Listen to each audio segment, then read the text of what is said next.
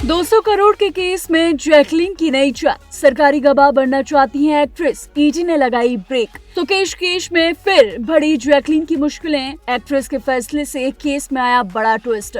Bollywood actress Jacqueline पिछले कुछ सालों से सुकेश चंद्रशेखर से जुड़ी मनी लॉन्ड्रिंग मामले में फंसी हुई हैं। कई बार इस मामले में सुनवाई हो गई है, लेकिन अभी तक ये केस सॉल्व नहीं हो सका है। एक समय ऐसा था जब इस मामले में जैकलीन से सरकारी गवाह बनने की अपील की गई थी, लेकिन एक्ट्रेस ने सरकारी गवाह बनने से मना कर दिया था।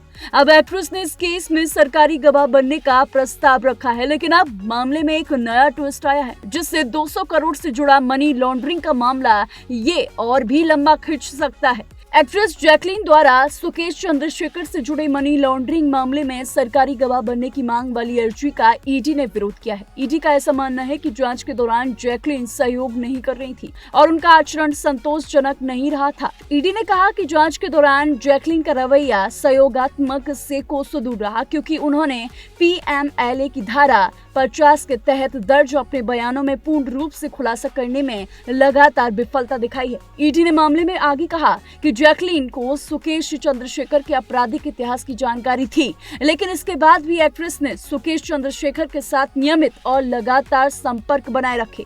दिल्ली की पटियाला हाउस कोर्ट ने जैकलीन के वकील को ईडी के जवाब पर अपना जवाब दाखिल करने की बात कही है और कुछ समय दिया है। पटियाला हाउस कोर्ट अब मामले में अगली सुनवाई 12 मई को करेगा। आपको बता दें कि एक्ट्रेस जैकलीन इस केस में काफी दिनों से फंसी हुई है। हालांकि अब इस केस में और भी ट्विस्ट सामने आ रहे हैं।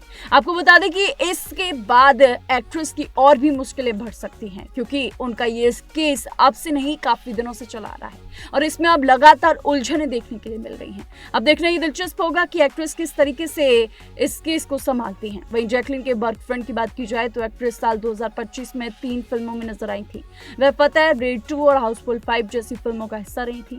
रेड 2 फिल्म ने तो ठीक ठाक कमाई की थी और हाउसफुल 5 मूवी का कलेक्शन भी काफी अच्छा रहा था, लेकिन सोनू सूद अभिनीत उनकी फिल्म फतेह के साथ कुछ ऐसा देखने के लिए नहीं मिला था। ये फिल्म फ्लॉप साबित हुई थी। साल 2026 की बात करें तो वो welcome to the jungle film का हिस्सा है। फिलहाल इस फिल्म की रिलीज डेट को लेकर कुछ भी क्लियर नहीं है। ऐसी तमाम बॉलीवुड से जुड़ी अपडेट्स के लिए देखते रहिए TNP एक्सप्लोर।